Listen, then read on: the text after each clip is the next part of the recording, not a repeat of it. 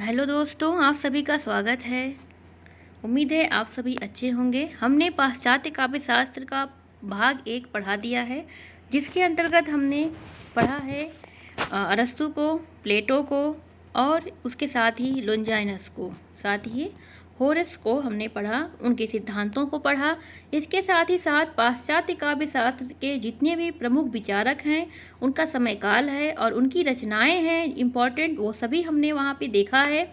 आज जो मुख्य रूप से हम कुछ विचारकों को देखेंगे, उनके सिद्धांतों को देखेंगे, जिसमें हमारे आएंगे नंबर 1 पे Wordsworth, Matthew Arnold, Coleridge, Croce, Eliot, Richards. ठीक है, इन सभी के सिद्धांतों को हम देखेंगे और इनके परिचय को देखते हुए, ठीक है, इनके सिद्धांतों के बारे में, इनके बारे में जानने की कोशिश करेंगे।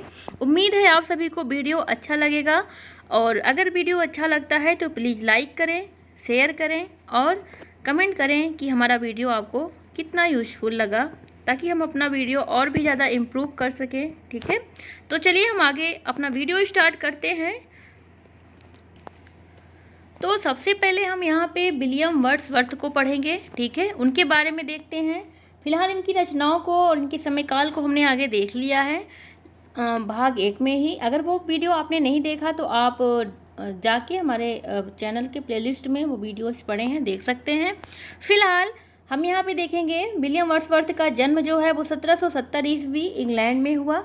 इन्होंने अपने मित्र कॉलरिज के साथ मिलकर लिरिकल ब्लैड्स नाम की एक रचना की, ठीक है, जिसका प्रथम संस्करण 1978 ईस्वी में प्रकाशित कराया गया, जी है, ठीक है। और ये जो बुक है, इस बुक को पाश्चात्य काव्यांदोलन का घोषणा पत्र कहा जाता है। ठीक है, क्या कहा जाता है? लिरिकल ब्लैड्स को पाश्चात्य काव्यांदोलन का घोषणा पत्र कहा जाता है। और विशेष रूप से अगर बात की जाए जो रोमांटिज्म काव्यांदोलन है उसके संदर्भ में, ठीक है, तो ये इम्पोर्टेंट है इस तरह से। चलिए आगे देखते हैं।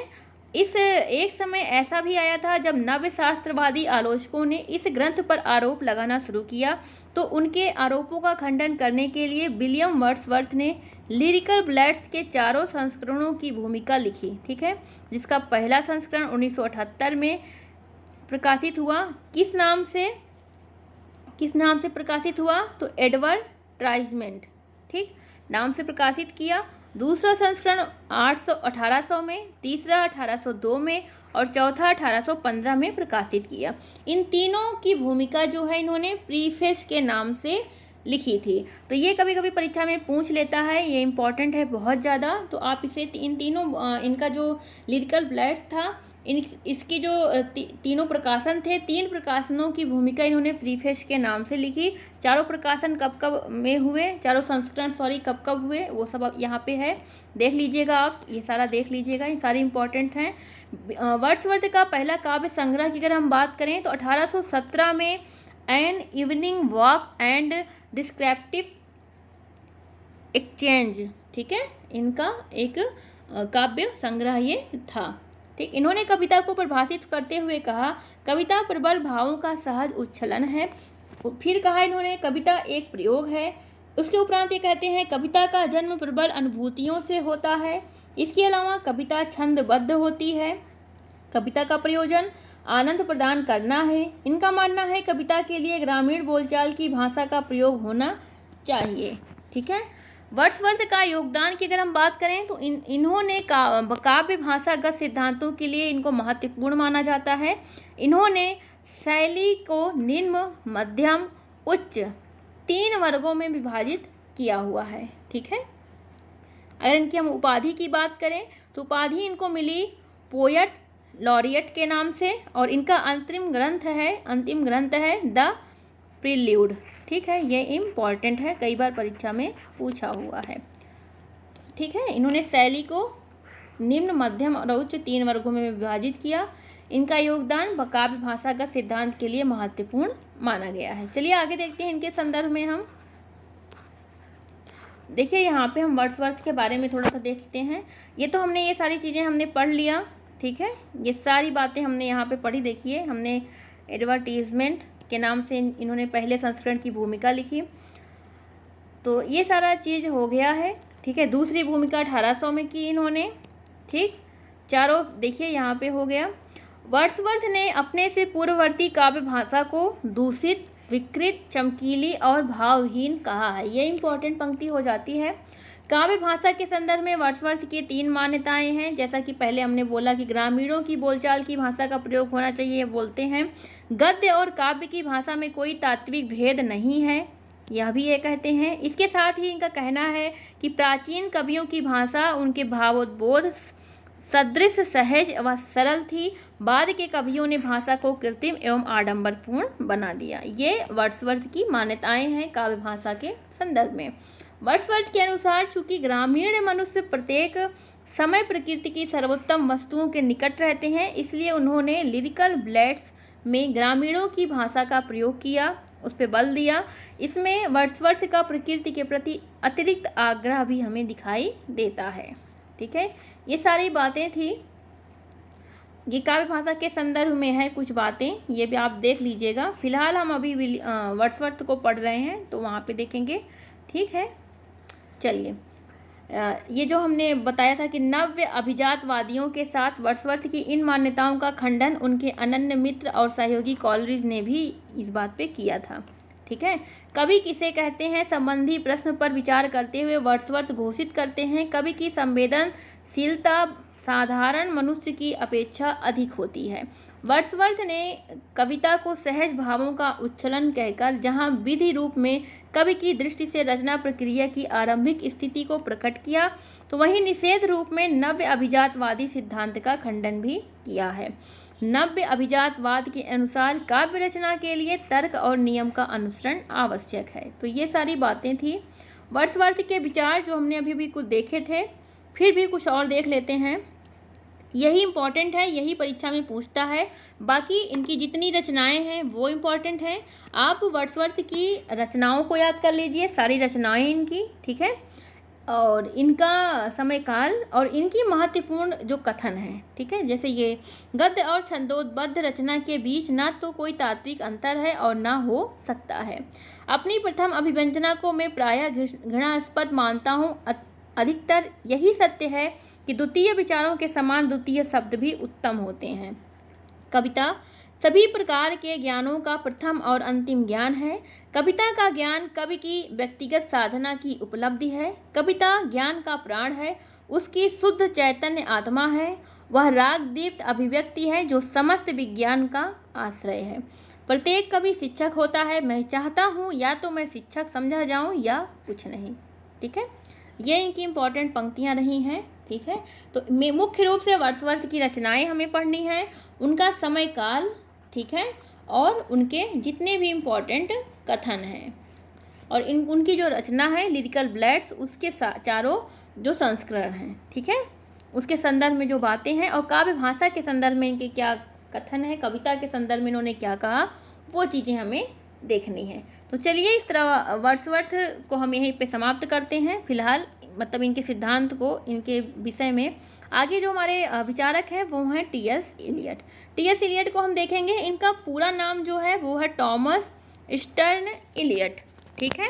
अगर हम बात करें टी.एस. इलियट के जन्म की, तो 1888 ईस्वी में टी.एस. इलियट का जन्म हुआ अमेरिका के सेंट लुई में, ठीक है। मृत्यु 1965 ईस्वी। 1925 ईस्वी में फेबर एंड फेबर संस्था के ये निर्देशक बनाए गए। इसी समय इन्होंने दी क्राइटेरिथन पत्रिका के संपादन भी बने थे, ठीक है। इसके अलावा अगर हम बात करें तो 1927 ईस्वी में ये चर्च ऑफ इंग्लैंड के सदस्य बनाए गए। 1948 में इन्होंने नोबेल पुरस्कार को जीता। इन्होंने आलोचना को परिभाषित करते हुए उसे निजी काव्य कर्मशाला का उपजात कहा है। ये इम्पॉर्टेंट हो जाता है, ठीक है, ये हमारा इम्पॉर्टेंट हो जाता है। इन्होंने क्या कहा, निजी काव्य कर्मशाला का उपजात, ठीक। इनकी आलोचना सर्जक और पाठक दोनों के लिए बताया है, महत्वपूर्ण है, ठीक है। अन्य दार्शनिकों की आलोचनाएं केवल पाठक वर्ग के लिए बताई जाती है। इन्होंने अपना आदर्श आलोचक जो हैं अरस्तु, उनको माना है। ठीक है, इनके जो आदर्श आलोचक रहे हैं वो कौन है? अरस्तु। इन्होंने पाश्चात्य साहित्य शास्त्र में निम्न सिद्धांतों की परिकल्पना प्रस्तुत की, जैसे क्लासिकवाद। इन्होंने क्लासिकवाद पे कहा कि ये स्वयं को क्लासिकवादी विचारक मानते हैं। क्लासिक का अर्थ इन्होंने प्रौढ़ता या परिपक्वता से माना है। इन्होंने कहा कि क्लासिक साहित्य की सृष्टि तभी हो सकती है जब सभ्यता, भाषा और साहित्य प्रौढ़ हो और स्वयं कृतिकार का मस्तिष्क भी प्रौढ़ हो। ना कि सिर्फ सभ्यता, भाषा और साहित्य ही प्रौढ़ हो, बल्कि जब स्वयं कृतिकार का मस्तिष्क भी प्रौढ़ होगा, उसी समय साहित्य की सृष्टि हो सकती है। कैसे साहित्य की? एक क्लासिकल साहित्य की। ठीक है, तो ये किसका मानना है? ये इलियट के विचार हैं। क्लासिक साहित्य के लिए इन्होंने 3 बातें इंपॉर्टेंट बताई है। 3 बातें इंपॉर्टेंट इन्होंने बताई। वो 3 बातें क्या हैं? मस्तिष्क की प्रौढ़ता, अर्थात किसी भी कृतिकार का मस्तिष्क तभी प्रौढ़ माना जाएगा जब उसे इतिहास बोध की सम्यक जानकारी हो, अर्थात वो जो कुछ भी लिखने जा रहा है, जो कुछ भी रचना करने जा रहा है, उस रचना से संबंधित उसको सभी जानकारियाँ होनी चाहिए। ठीक है। सील की प्रौढ़ता, किसी भी लेखक या कृतिकार में सील की प्रौढ़ता है या नहीं, इसका निर्धारण उसके द्वारा चयनित किए गए चरित्रों से लगाया जाता है। ठीक है, अगर उसने अपनी रचनाओं में आदर्श चरित्र का निर्माण किया है तो उस सर्जक में सील की प्रौढ़ता विद्यमान है, अन्यथा नहीं। जैसे हम रामचरितमानस को ले सकते हैं। जैसे तुलसीदास जी ने वहाँ पे जो चरित्रों का गठन किया है उनमें सीलता का तत्व है या नहीं, तो हम सभी जानते हैं कि हमारे जो प्रभु श्री राम हैं उनमें सील गुणों की तो वो खान रहे हैं। तो इस तरह से हम यहाँ पे देख सकते हैं कि किसी कृतिकार में हम उसके अंदर सीलता की प्रौढ़ता है या नहीं, इसका जो हम निर्धारण करेंगे उसके द्वारा रचे गए चरित्रों के आधार पर ही करेंगे। चलिए, अगला जो इन्होंने तत्व इम्पोर्टेंट माना है वो है भाषा की प्रौढ़ता। भाषा की प्रौढ़ता मतलब कि जिसमें शक्ति का पूर्ण निखार हो, अतीत का बोध हो, वर्तमान का विकास हो और साथ ही साथ भविष्य की चेतना हो।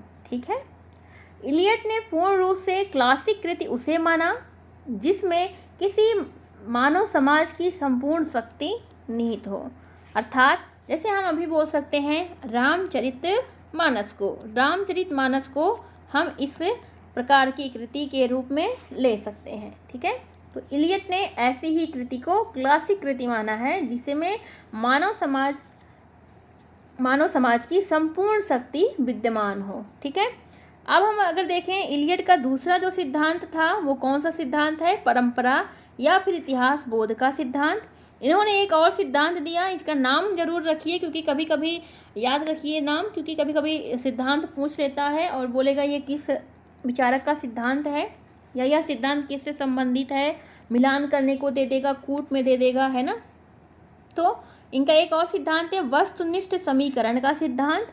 निर्वैयक्तिकता का सिद्धांत भी इन्हीं का सिद्धांत है। ठीक है, वस्तुमूलक प्रतिरूपता का भी सिद्धांत इन्हीं का है। ठीक है, ये सभी सिद्धांत जितने भी हैं एक दूसरे से भिन्न कोई नहीं है, सभी एक दूसरे से जुड़े हुए हैं और एक दूसरे की कड़ी के रूप में हमेशा उपस्थित रहते हैं। जैसे परंपरा का सिद्धांत का विकसित रूप या अगली कड़ी ही निर्वैयक्तिकता का सिद्धांत है। ठीक है, तो ये सारी चीज़ें थी। अगर हम देखें परंपरा के सिद्धांत को, चलिए, तो परंपरा का सिद्धांत इलियट ने स्वयं को साहित्य में परंपरावादी, राजनीति में रॉयलिस्ट अर्थात राजभक्त और धर्म में एंग्लो कैथोलिक कहा है। ठीक है, इलियट ने स्वयं को साहित्य में क्या बोला? परंपरावादी। राजनीति में इन्होंने स्वयं को रॉयलिस्ट कहा और राजभक्त, और धर्म में इन्होंने एंग्लो कैथोलिक कहा है। कवि कल्पना की शक्ति द्वारा अपने वैयक्तिक मस्तिष्क से काव्य का सृजन करता है। काव्य जो है, काव्य रचना में व्यक्तित्व का प्रमुख स्थान होता है। इस कथन का समर्थन सभी दार्शनिक ने किया, लेकिन टी.एस. इलियट ने इस तथ्य का विरोध किया और उन्होंने व्यक्तित्व के स्थान पर परंपरा को इम्पोर्टेंट दिया। इन्होंने व्यक्तित्व के स्थान पर परंपरा को महत्व दिया और मस्तिष्क को एक निष्क्रिय शक्ति कहा। जहाँ सभी विद्वानों ने कहा कि जो काव्य रचना है उसमें व्यक्तित्व का बहुत ही ज़्यादा महत्व होता है, ठीक है। और व्यक्तित्व का महत्व है इस वजह से जो कवि है मस्तिष्क से, अपने व्यक्तिगत मस्तिष्क से काव्य का सृजन करता है। तो यहाँ पर इन्होंने इस बात का निषेध किया और व्यक्तिकता के स्थान पर परंपरा को और मस्तिष्क को एक निष्क्रिय शक्ति कहा। परंपरा का अर्थ उनका किससे है? तो परंपरा का अर्थ उन्होंने उन सभी स्वाभाविक कार्यों, ठीक है, परंपरा का अर्थ जो है इन्होंने उन सभी स्वाभाविक कार्यों, रीति रिवाजों, धार्मिक कार्यों से बताया जो एक स्थान पर रहने पर एक समुदाय के व्यक्तियों के रक्त संबंध को व्यक्त करते हैं, ठीक है। इन्होंने परंपरा का संबंध संस्कृति से बताया जो अपनी प्रकृति से जातीय जीवन, कला, दर्शन और साहित्य के उत्कृष्ट अंशों को समाविष्ट करती है, ठीक है। उम्मीद है आप सभी को समझ में आ रहा होगा। अर्थात हम कह सकते हैं कि उसकी अखंडित जो धारा प्रवाहित होती रहती है उसमें अतीत, वर्तमान और भविष्य परस्पर एक दूसरे से जुड़े होते हैं, ठीक है। साहित्य को एक अखंड, एक अविच्छिन्न धारा कहा है इन्होंने, जिसके दो किनारे होते हैं, एक अतीत और एक वर्तमान। जहाँ एक ओर परंपरा का स्वरूप अतीत में प्रबल होता है तो वहीं दूसरी ओर वह वर्तमान संदर्भों और परिवेश से जुड़ा रहता है, ठीक है। परंपरा में विकास का भाव छिपा होता है, इसीलिए परिवर्तन आवश्यक तत्व है। अतः वर्तमान अतीत के प्रति विद्रोह की एक कड़ी है जिसमें परंपरा का विकास होता है। तो ये इलियट के कुछ विचार थे परंपरा के सिद्धांत के तहत, जिसमें इन्होंने माना कि काव्य की रचना के लिए व्यक्तिकता के स्थान पर उन्होंने परंपरा को महत्व दिया और मस्तिष्क को एक निष्क्रिय शक्ति कहा, ठीक है। तो ये सारी चीज़ें थी। अगला इनका सिद्धांत है निर्वैयक्तिकता का सिद्धांत, जिसे हम देखेंगे।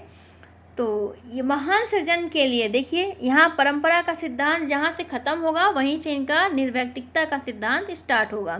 तो ये कहते हैं कि महान सृजन के लिए परंपरा का अंश अनिवार्य होता है, ठीक है। वर्तमान समय में लेखकों द्वारा अतीत से कुछ न कुछ लेना और अतीत में परिवर्तन करके कुछ देना, इस प्रकार का लेन देन सदैव चलता रहता है, ठीक है। जहाँ अतीत को कुछ देने की बात आती है तो उसका अर्थ अतीत की परंपरा को प्रभावित अथवा परिवर्तित करके अपने आत्म का प्रकाशन करना है, और जब लेने का भाव आता है तो आत्म का अवसान होता है। वास्तविकता में देखा जाए तो परंपरा से लेना अधिक महत्वपूर्ण है, इसीलिए आत्म अवसान करने के लिए अनवरत आत्मोत्सर्ग करना पड़ता है। इसी समर्पण में काव्यकार के विकास का तत्व निहित होता है। कलाकार की प्रगति एक सतत आत्मसमर्पण, व्यक्तित्व के सतत विरोधाभाव की प्रक्रिया का नाम है, ठीक है। इलियट ने कलाकार को माध्यम माना है। उन्होंने कहा, मेरा तात्पर्य यह है कि कवि के पास अभिव्यक्ति करने के लिए कोई व्यक्तित्व नहीं होता, केवल एक विशिष्ट माध्यम होता है, और यह माध्यम मन पर पड़े हुए प्रभाव अजीब और अप्रत्याशित ढंग से संयुक्त होते हैं। हो सकता है व्यक्ति के लिए जो प्रभाव और अनुभव महत्वपूर्ण हैं वे काव्य में कोई स्थान ग्रहण न करें, और जो काव्य में महत्वपूर्ण हैं उनका योग व्यक्ति के व्यक्तित्व में नगण्य हो जाए, ठीक है। ये चीज़ें इन्होंने कही। इन्होंने माना कि कविता इसलिए महत्वपूर्ण है क्योंकि उसमें रचनाकार का जो निष्प्रह मस्तिष्क है वो कार्यरत होता है, जो विशिष्ट एवं विभिन्न भावनाओं का स्वच्छंदता पूर्वक बिना किसी अनुग्रह या दुराग्रह का मिश्रण करके एक नवीन सृजन करता है, जिसकी वजह से क्या होता है, जिसकी वजह से काव्यगत भाव एवं व्यक्तिगत भाव सर्वथा भिन्न होते हैं। कलात्मक दबाव और व्यक्ति के ऊपर हावी होता है। अतः कवि एक माध्यम है। इसीलिए कविता के 3 स्वर होते हैं। क्या? पहला क्या कि कवि स्वयं से बात करता है, जिसमें प्रगीत या संबोधन में। दूसरे स्वर में श्रोता से बात की जाती है, और तीसरे में कवि नाटककार पात्रों के माध्यम से दर्शक या पाठक वर्ग से बात करता है। इस दशा में देखा जाए तो कवि या नाटककार लेखन कार्य तो स्वयं के व्यक्तित्व के आधार पर करता है, लेकिन उसका प्रभाव पूरे पाठक या दर्शक पर पड़ता है। इस प्रकार से कवि के व्यक्तित्व भाव निर्व्यक्तित्व हो जाते हैं। ठीक है, यहाँ पे देखिए इनके सिद्धांत का भाव हमें समझ में आएगा। इस सिद्धांत का संबंध भारतीय सिद्धांत के साधारणीकरण से भी किया जाता है।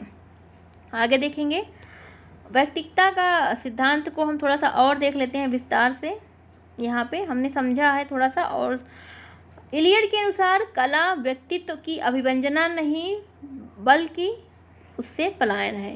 उन्होंने स्पष्ट किया कि लेखक और कवि का व्यक्तित्व एक उत्प्रेरक की तरह होता है जो रचना को प्रभावित तो करता है पर उसमें दिखाई नहीं देता।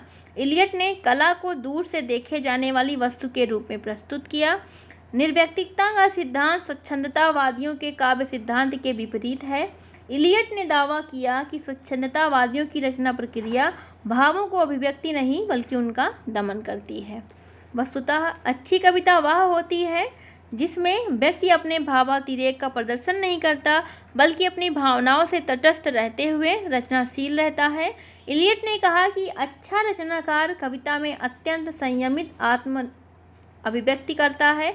वह अपनी भावनाओं और व्यक्तिकता से अधिकतम दूरी बनाए रखते हुए काव्य रचना करता है। तो ये तो था इनका निर्व्यक्तिकता का सिद्धांत। ये इनका परंपरा का सिद्धांत है, हमने पढ़ा हुआ है।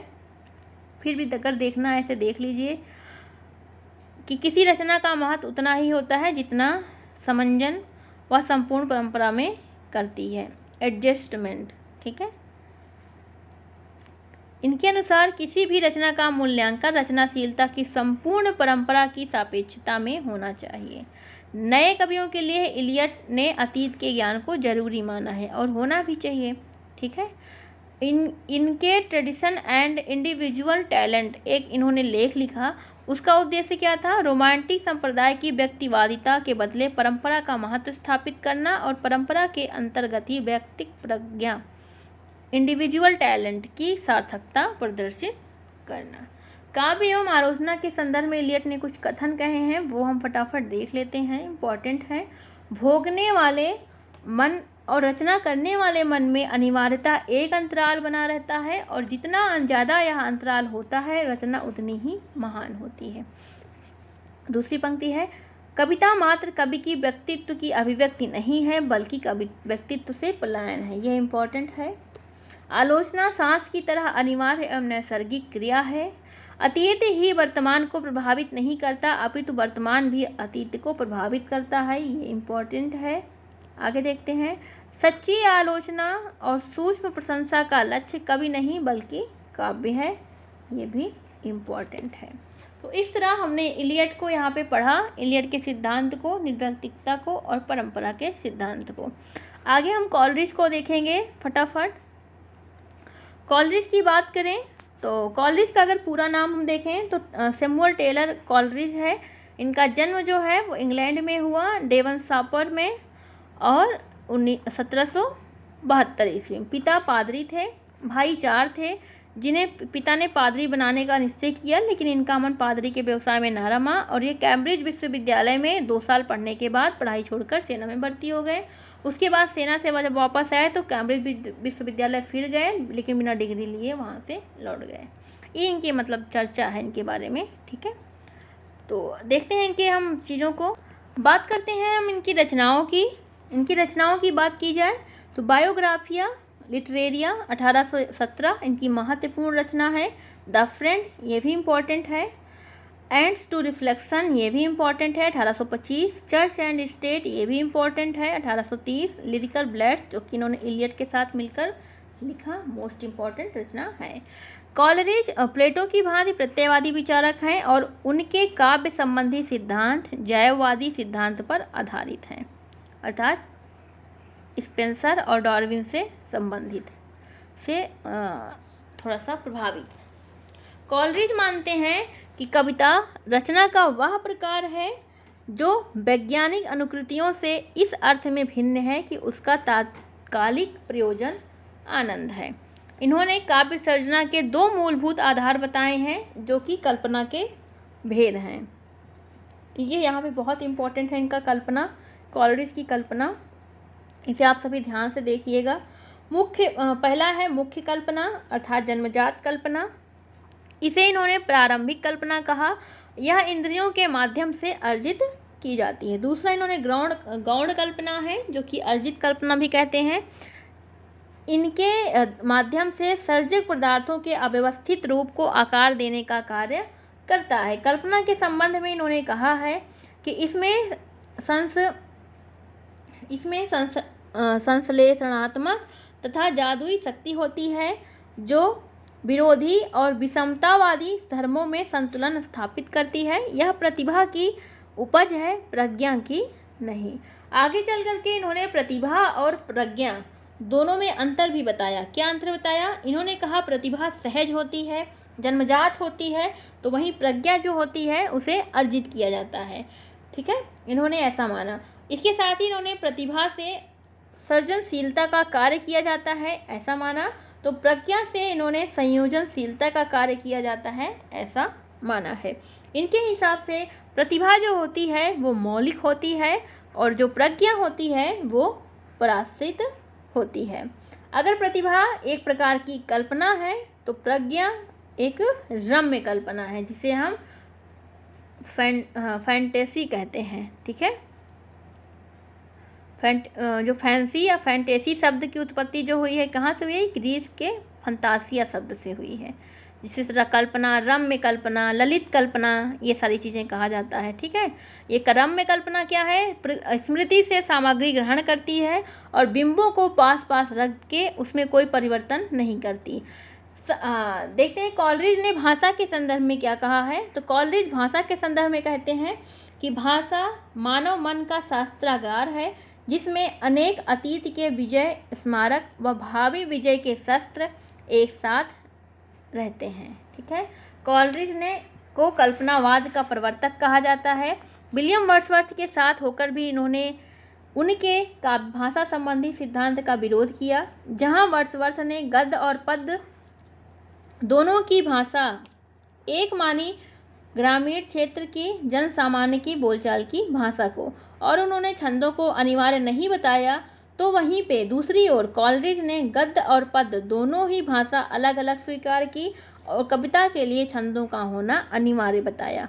इन्होंने कहा कि मैं छंद में लिखता हूँ क्योंकि मैं उस भाषा का प्रयोग करने को हूँ जो गद्य की भाषा से अलग है। कॉलरिज ने काव्य की भाषा को अभिजात्य वर्ग की भाषा होना श्रेयस्कर माना है, ना कि ग्रामीण भाषा को। ठीक है, तो ये कॉलरिज ने इलियड के विचारों का यहाँ पे खंडन किया है। इलियड की काव्य भाषा संबंधी सिद्धांत का इन्होंने विरोध किया है। ठीक है, चलिए आगे देखते हैं। यहाँ पे हम कॉलरिज से पूर्व कल्पना और फैंटेसी शब्दों का प्रयोग होता था। फैंटेसी हमने बताया कि फैंटासिया शब्द जो है ग्रीक भाषा के उससे निकला है। तो ये सारी चीज़ें हमने देख ली हैं, इसमें कुछ हमको ज़्यादा खास नहीं है, आपको पढ़ना हो तो पढ़ लीजिएगा। ठीक है, ये यहाँ पे देखिए कल्पना और फैंटेसी दोनों में अंतर। ठीक है, जो उन्होंने कॉलरिज के द्वारा जो प्रस्तुत की गई है कल्पना, और ये है रम्य कल्पना। ठीक है, रम्य कल्पना जो कि पहली आत्मा से संबंधित है, दूसरा मस्तिष्क से। पहली सजीव और आत्मिक होती है, दूसरी निर्जीव और यांत्रिक। चूँकि काव्य सर्जना का मूल आधार कल्पना है, इसलिए कॉलरिज ने कल्पना की विशद व्याख्या की। इसकी सहायता से दूसरा रम्य कल्पना, इसकी सहायता से वस्तुओं के एकत्रीकरण हो जाने से इसे भी महत्व दिया गया। ठीक, आगे देखते हैं। ये है प्रतिभा और प्रज्ञा, जो कि हमने देख लिया था, दोनों में अंतर। ठीक है, ये कल्पना, रम्य कल्पना, ये भी चीज़ें आप देख लीजिए। वो तो फैंटेसी थी, वही है रम्य कल्पना को भी फैंटेसी कहते हैं। यहाँ पे आप मुख्य कल्पना और इसमें अंतर फिर से देख सकते हैं। ये सारी बातें हैं इम्पॉर्टेंट। हमने मुख्य रूप से जो चीज़ें थी वो हमने आपको समझा ही दिया है, बाकी आपको देखना है तो देख लीजिए। यहाँ पे कुछ कथन है काव्य और कल्पना के संदर्भ में कॉलरिज के, वो देख लेते हैं, वो इम्पॉर्टेंट है। ठीक है, तो काव्य सबसे अधिक आनंद तभी देता है जब वह केवल सामान्यता समझ में आए, पूर्णतः नहीं। दूसरा, कल्पना मानव मस्तिष्क की बिंब विधायनी शक्ति है। तीसरा, कविता रचना का वह प्रकार है जो वैज्ञानिक कृतियों से इस अर्थ में भिन्न है कि उसका तात्कालिक प्रयोजन आनंद है, सत्य नहीं। और रचना की अन्य सभी प्रकारों से उसका अंतर यह है कि संपूर्ण से वही आनंद प्राप्त होना चाहिए जो उसके प्रत्येक घटक, खंड, अवयव से प्राप्त होने वाली स्पष्ट संतुष्टि के अनुरूप हो। आगे देखते हैं।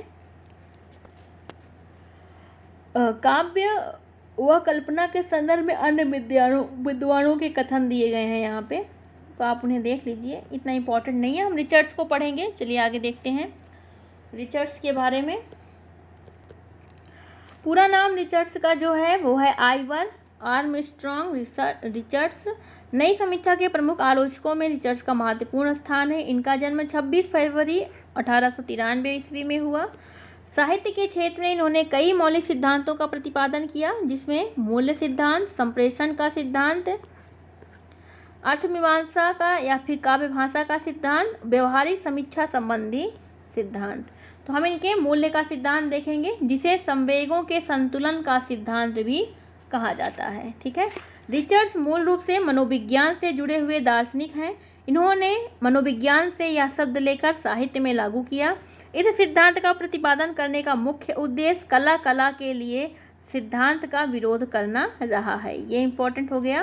रिचर्ड्स का मानना है हमारे मन की इच्छाओं को संतुलित करे, संतुष्ट प्रदान करे, वह हमारे लिए उपयोगी और मूल्यवान होगी।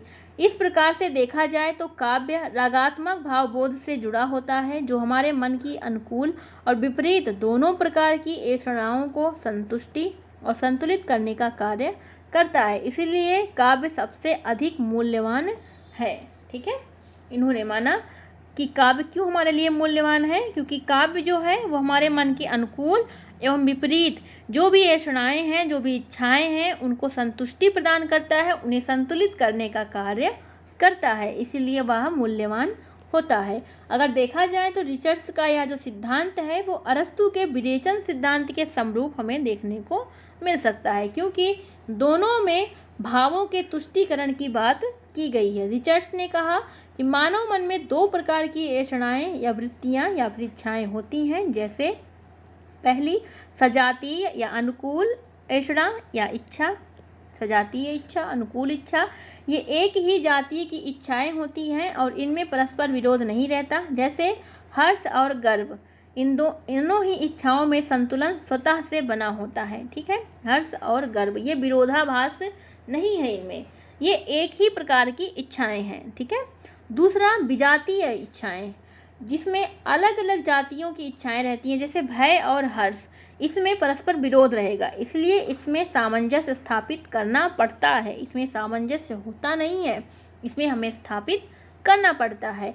इन संवेगों को अचेतन मन के आधार पर देखा जाए तो दो भागों में हम बांट सकते हैं, तृष्णा या फिर प्रवृत्ति मूलक। ये ऐसी इच्छाएं हैं जो हमारे मन में उत्पन्न होती हैं। दूसरा वितृष्णा, निर्वृत्ति मूलक, जैसे द्वेष या भूख।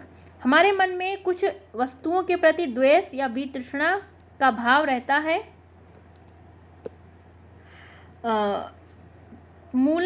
जो हमारी प्रवृत्ति मूलक या निवृत्ति मूलक संवेगों को संतुष्ट कर दे वही मूल्यवान है, और यह कार्य करने में कविता या कार्य पूर्णता सक्षम होती है, इसलिए वह मूल्यवान है। रिचर्ड्स ने कविता को भी दो भागों में बांटा जो वृत्तियों के आधार पर है। उपवर्जी काव्य अर्थात निषेध मूलक, जिसमें प्रेम भाव की प्रधानता रहती है और यह प्रेम एकाकी रहता है। इसमें एक ही प्रकार की भावनाओं को सरलीकृत रूप में अभिव्यक्त किया जाता है, इसलिए यह निम्न कोटि का काव्य होता है। इसके अंतर्गत छायावादी बच्चन के काव्य को इन्होंने रखा है। दूसरा अंतर्वेशी काव्य या उच्च कोटि का काव्य है। इसमें विरोधी भावों का समन्वय नहीं होता, बल्कि इसमें बहुभाव प्रधान होते हैं। इसमें भावों एवं वृत्तियों का जटिल या मिश्रित रूप प्रस्तुत किया जाता है। तो ये सारी चीज़ें हैं। ठीक है। और अगर हम आगे देखें तो आवेगों या इच्छाओं की संतुष्टि ही काव्य का मूल है, और काव्य का प्रयोजन इन जो आवेग हैं उनमें संतुलन स्थापित करना है, और इसीलिए काव्य जो है वो हमारे लिए मूल्यवान हो जाता है। इसी को ही लेके इन्होंने अपने मूल्य का सिद्धांत दिया है। ठीक है, तो उम्मीद है आप सभी को समझ में आया इनका मूल्य का सिद्धांत। चलिए आगे देखते हैं इनके अर्थ मीमांसा के सिद्धांत को, जिसे काव्य भाषा का सिद्धांत भी कहा जाता है। ये भाषा पर आधारित इनका सिद्धांत है। रिचर्ड्स ने भाषा के दो भेद बताए, पहला वैज्ञानिक भाषा, दूसरी रागात्मक भाषा। इसे इन्होंने श्रेष्ठ माना हुआ है।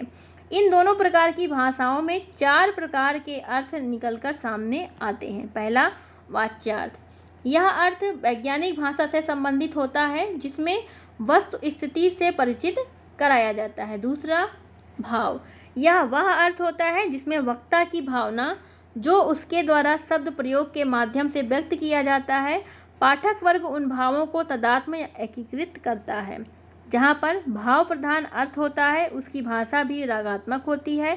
काव्य हमारी भावनाओं को जागृत करने का कार्य करते हैं, इसलिए उसकी भाषा रागात्मक होती है और इसीलिए इन्होंने जो है रागात्मक भाषा को श्रेष्ठ माना है। तीसरा आता है स्वर या लहजा। इस प्रकार के अर्थ में लेखक या वक्ता का पाठक श्रोता के प्रति दृष्टिकोण निर्धारित होता है। और चौथा है अभिप्राय, इसमें लेखक अपना अभिप्राय व्यक्त करता है। तो ये जो था, इन्होंने जो 2 प्रकार के भाषा के भेद बताए, उन दोनों प्रकार की भाषा के भेद से इन्होंने 4 प्रकार के अर्थ निकाले थे, तो वो ये था। ठीक है, तो ये इस प्रकार इनका छोटा सा था भाषा का सिद्धांत, काव्य भाषा का सिद्धांत। आगे इनका एक और सिद्धांत है संप्रेषण का सिद्धांत, छोटा सा है, वो भी देख लेते हैं। सिर्फ हमको यहाँ समझना है उनके सिद्धांत को। ठीक है, बाकी जो पूछता है इनकी रचनाएं पूछेगा, इनका समयकाल पूछेगा, इनके कथन पूछेगा, सिद्धांतों के नाम भी पूछ सकता है, तो आप थोड़ा बहुत जानते रहें सिद्धांत के बारे में। फिलहाल देखते हैं संप्रेषण अर्थात प्रेषणीयता का अर्थ पाठक के मन में समान अवस्था की उत्पत्ति अथवा किसी विशेष परिस्थिति में भिन्न भिन्न मानव मन जब एक जैसा अनुभव करते हैं अथवा सामान्य काव्य दशा को उत्पन्न होते हैं, तब यह अनुभव या सामान्य भाव दशा प्रेषणीयता का सिद्धांत कहलाती है या संप्रेषण का सिद्धांत कहलाता है। अर्थात हम कह सकते हैं कि जैसे कोई लेखक है, उसने जिस भाव या परिस्थिति का वर्णन किया है, वही भाव या परिस्थिति हूबहू जब पाठक समझने जाए, उसको ग्रहण कर ले, तो वहाँ पे ही संप्रेषण का सिद्धांत होता है कि जो बात संप्रेषित की गई वो पूर्ण हो गई, सफल हो गई। तो यही सिद्धांत है इनका संप्रेषण का। मुख्य रूप से जैसे हम कोई मूवी देखते हैं तो रोने नहीं लगते, कोई सीन होती है अच्छी सी, हमने देखा और इमोशनल सीन है तो हम इमोशनल हो जाते हैं, अर्थात उस मूवी में जो भाव व्यक्त किए गए उस भाव को हमने आत्मसात किया, उस भाव को हमने हूबहू समझा। ठीक है, यहाँ पे वो संप्रेषित हुई, वो जो भावनाएं हुई वो संप्रेषित हुई, यहीं पे वही इनका सिद्धांत है संप्रेषण का सिद्धांत। तो हमने यहाँ पे रिचर्ड्स को भी कंप्लीट कर लिया है। चलिए आगे देखते हैं, हमारे एक और बचे हैं कौन, क्रोंचे। ये इनका मूल्य का सिद्धांत यहाँ पे फिर से दिया है, थोड़ा सा अगर आप चाहें तो पढ़ सकते हैं रोक के वीडियो, फिलहाल इतना इम्पोर्टेंट नहीं है। जैसे बीए और एमए वाले हैं तो वो चाहें तो वीडियो रोक के पढ़ सकते हैं, क्योंकि उनके सिलेबस में ये सारे सिद्धांत लिखने को आते हैं, बाकी इतना इम्पोर्टेंट नहीं है। ठीक है, ये है इनका संप्रेषण का सिद्धांत, ये इनके काव्य भाषा का सिद्धांत। ठीक है, ये वैज्ञानिक भाषा, रागात्मक भाषा। चलिए, दोनों में अंतर इन्होंने ये बताया हुआ है। ठीक है, इसे आप देख लीजिए। बाकी ये 4 अर्थ जो हमने अभी आपको बताया, इनके कथन देख लेते हैं। कथन इम्पॉर्टेंट है, पहले रिचर्ड्स के, तो फिर बाकी क्रोंचे को हम आगे देखते हैं। काव्य की अनुभूति या जीवन की अनुभूति में कोई विशेष अंतर नहीं होता। संप्रेषण का अर्थ, ये इम्पोर्टेंट है, ना तो अनुभूतियों का यथावत अंतरण है और ना 2 व्यक्तियों के बीच अनुभूति का सदात्म, बल्कि कुछ अवस्थाओं में विभिन्न मनों की अनुभूतियों की अत्यंत समानता ही संप्रेषण है। ठीक है, कलाकार का मनोविज्ञान अध्ययन का निष्फल क्षेत्र है। एक और है, नैतिकता सिर्फ दुनियादारी है और आचार संहिता इष्ट सिद्धि की सामान्यतम अवस्था की अभिव्यक्ति है। ये तो इम्पोर्टेंट कथन थे। चलिए आगे हम आ जाते हैं क्रोंचे पे। क्रोंचे का जन्म कहाँ हुआ था? तो क्रोंचे का जन्म इटली में 1866 ईस्वी में हुआ। इनकी मृत्यु 1952 ईस्वी में। भगीरथ मिश्र ने इनकी मृत्यु 1942 ईस्वी में बताई। क्रोंचे को आत्मवादी दार्शनिक कहा जाता है। क्रोंचे की रचना फिलॉसफी ऑफ द स्पिरिट है, जो कि 1902 में लिखी गई। इसके टोटल 4 खंड हैं, जिसमें पहला है एस्थेटिक, जिसे सौंदर्य शास्त्र भी कहते हैं। यह फिलॉसफी ऑफ द स्पिरिट का एक खंड मात्र है, ठीक है, लेकिन आलोचकों ने इसे ही क्रोंचे का मूल ग्रंथ माना है। इसी खंड में क्रोंचे ने काव्य एवं कला के संबंध में अपने विचार प्रस्तुत करते हुए समग्रवादी सिद्धांत या फिर अभिव्यंजनावाद का सिद्धांत इन्होंने प्रस्तुत किया है। किस बुक में? फिलॉसफी ऑफ द स्पिरिट के एक खंड जिसको इन्होंने एस्थेटिक नाम से लिखा है, उस खंड के अंतर्गत इनका ये सिद्धांत है, अभिव्यंजनावाद का सिद्धांत। चलिए इनके सिद्धांत को समझते हैं। पहले अभिव्यंजनावाद, ठीक। अभिव्यंजनावाद वह कलात्मक सिद्धांत है जिसमें बाह्य प्रकृति अंतः प्रकृति से भिन्न आत्मा की अपनी सौंदर्य बोध संबंधी प्रक्रिया पर बल दिया जाता है। वह कलात्मक सिद्धांत है जिसमें बाह्य प्रकृति अंतः प्रकृति से भिन्न आत्मा की अपनी सौंदर्य बोध संबंधी प्रक्रिया पर बल देता है। क्रोंचे ने अभिव्यंजनावाद को परिभाषित करते हुए कहा कि अभिव्यंजनावाद वह सिद्धांत है जिसके अंतर्गत या जिसके आधार पर कला एक विशुद्ध सौंदर्य प्रधान आत्मिक क्रिया प्रमाणित होती है। क्रोंचे ने अभिव्यंजनावाद को एक आत्मिक क्रिया कहा है, अर्थात आत्मा की क्रिया, और इस आत्मिक क्रिया को इन्होंने 2 भागों में विभाजित किया हुआ है, जिसमें पहला सैद्धांतिक और दूसरा व्यवहारिक। सैद्धांतिक क्रिया वह क्रिया इन्होंने मानी जिसके द्वारा मनुष्य ज्ञान की प्राप्ति करता है। यह क्रिया को ज्ञानात्मक विचारात्मक भी कहा गया। व्यवहारिक क्रिया सैद्धांतिक क्रियाओं पर निर्भर होते हुए एक दूसरे से भिन्न होती हैं। इस व्यवहारिक क्रिया के मूल में मनुष्य की इच्छा काम करती है और इन इच्छाओं के लिए वस्तु का प्रातिभ या कल्पना या फिर ज्ञान और बौद्धिक ज्ञान की आवश्यकता होती है। आगे हम देखें अगर, तो आगे चल के इन्होंने अपनी जो ये सिद्धांतिक क्रियाएं हैं इसको 2 भागों में इन्होंने बांटा हुआ है। इनके पहले सिद्धांत को समझते हैं। इसी सैद्धांतिक जो क्रिया है इसको उन्होंने 2 भागों में बांटा, जिसमें एक को इन्होंने प्रातिभ ज्ञान कहा, अर्थात कल्पना कहा, या फिर जिसे सहजानुभूति कहते हैं, सहज अनुभूति। इस ज्ञान की उत्पत्ति कल्पना से होती है। जैसे कल्पना से हुई, जैसे पहले हम इसको देख लेते हैं। इसलिए प्रातिभ ज्ञान को कल्पना से उत्पन्न होने वाली शक्ति कहा जाता है। काव्य और कला का संबंध इसी कल्पना या सहजानुभूति से होता है, और यही सहजानुभूति स्वयं आत्म प्रकाशन या फिर अभिव्यंजना है। स्वयं प्रकाशन या फिर प्रकाश ज्ञान या फिर अभिव्यंजना है। इस अभिव्यंजना का संबंध मूलतः तात्विक क्रिया से होती है, बौद्धिक क्रिया से इसका कोई संबंध नहीं होता, ठीक है। और दूसरा इन्होंने क्या बांटा, दूसरा पार्ट विचारात्मक या बौद्धिक ज्ञान, ठीक है। यह पूर्णतः तर्क प्रधान, बुद्धि प्रधान होती है, इसीलिए इसे प्रतिभा या प्रज्ञा कहा जाता है, जो मनुष्य के आंतरिक मन की 2 आँखें हैं। व्यवहारिक क्रिया को 2 भागों में इन्होंने बांटा, उपयोगी आर्थिक या निजी, और दूसरा नैतिक। तो ये सारी तो कुछ चीज़ें थी ऐसे ही, ठीक है। ये चीज़ें थी। हम मुख्य रूप से इनके सिद्धांत को अगर हम देखें तो अभिव्यंजनावाद के जो इन्होंने 4 स्तर माने हैं, तो देखते हैं हम। अभिव्यंजना को इन्होंने कला माना और इसके 4 स्तर बताए। पहला अंतः संस्कार या आत्म संवेदन। इस स्तर में किसी वस्तु या बिंब के दर्शन द्वारा मन पर उसकी जो छाप पड़ती है वह हमारे आत्म संवेदन या अंतः संस्कार की देन है, ठीक है। जैसे हमने किसी चीज़ को इमेजिन किया, ठीक है, कि कोई इमेज हमारे मन पर पड़ी। जैसे हम बादल जो होते हैं आसमान में जब बहुत सारे, तो उसमें कई प्रकार के चित्र हम खोजने की कोशिश करते हैं, कई रूप बने होते हैं उसमें।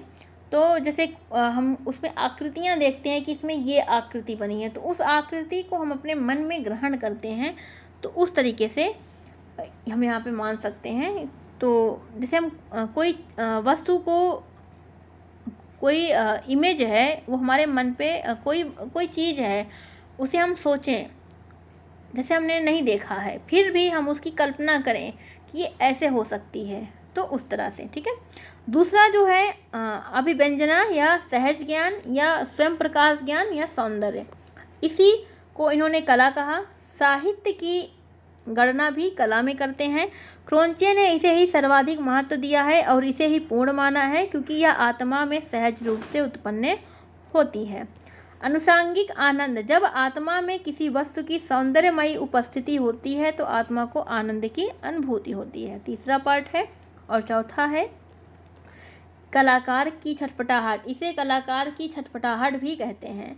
यही आनंद कलाकार की आत्मिक पीड़ा बनकर उसे सौंदर्य की कलाओं के माध्यम से अपूर्ण अभिव्यक्ति होती है, जो संप्रेषण की अकुलाहट के माध्यम से व्यक्त होता है। दूसरे शब्दों में कहें तो जब आनंद की रंग रेखा, शब्द, स्वर आदि स्थूल माध्यमों से लेखक जनसाधारण को अवरोध कराता है तो उसे अभिव्यक्ति कहा जाता है, लेकिन अभिव्यक्ति के स्तर को अभिव्यंजना की पूर्ण अभिव्यक्ति संभव नहीं है, इसीलिए वह हमेशा अपूर्ण होती है। मुख्य रूप से अगर हम देखें, जैसे कोई हमने जैसे आम खाया, ठीक है, तो आम खाया तो जो मतलब हमें पूर्ण रूप से जो आनंद मिला, उसकी जो मिठास हमने अनुभव की, उस अनुभव को हम कितने अच्छे से लिख के बताएंगे, लेकिन फिर भी एग्जैक्ट वो अनुभव हम नहीं बता सकते।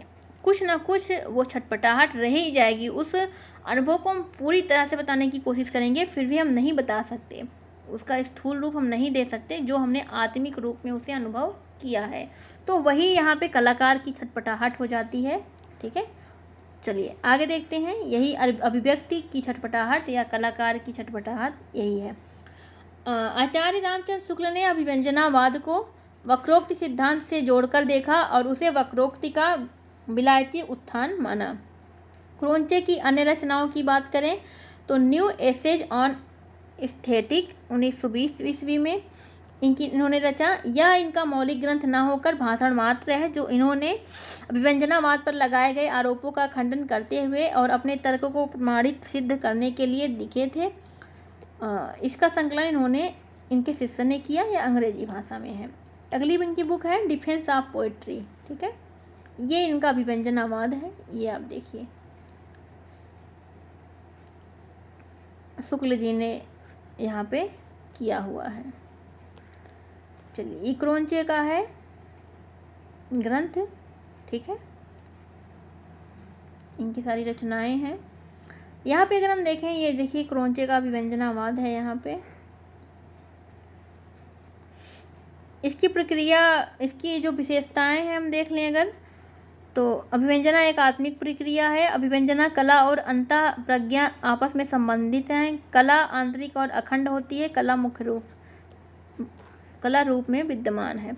ये जो इम्पोर्टेंट कथन है वो देख लेते हैं। इम्पोर्टेंट कथन क्या है? सहजानुभूति अभिव्यंजना की आत्मिक प्रक्रिया है, क्रोंचे ने कहा। हिंदी में अभिव्यंजनावाद का सर्वप्रथम उल्लेख आचार्य रामचंद्र शुक्ल ने किया। क्रोंचे का अभिव्यंजनावाद विलायती वक्रोक्ति सिद्धांत, भारतीय वक्रोक्ति का विलायती रूप है, ये इन्होंने कहा हुआ है। तो इस प्रकार हमने यहाँ क्रोंचे को पढ़ा, तो हमारे जितने भी विचारक हैं उन्हें हमने देख लिया है। आगे जो हम पढ़ेंगे नई समीक्षा पढ़ेंगे, और जितने भी वाद हैं उन्हें पढ़ेंगे, जैसे संरचनावाद, यथार्थवाद, बिंब को पढ़ेंगे, मिथक को पढ़ेंगे, है ना। ये सारी चीज़ों को हम पढ़ेंगे। एक वीडियो और होगा बस, ठीक है। इसके बाद भाषा विज्ञान स्टार्ट कर देंगे हम। भाषा विज्ञान में को हम एक ही वीडियो होगा भाषा विज्ञान का, मैराथन क्लास होगी और ज़बरदस्त होगी, आप सभी देखिएगा। फिलहाल अभी इसमें इतना ही, मिलते हैं एक अन्य वीडियो के साथ। तब तक के लिए धन्यवाद। चैनल को लाइक सब्सक्राइब करना बिल्कुल ना भूलें।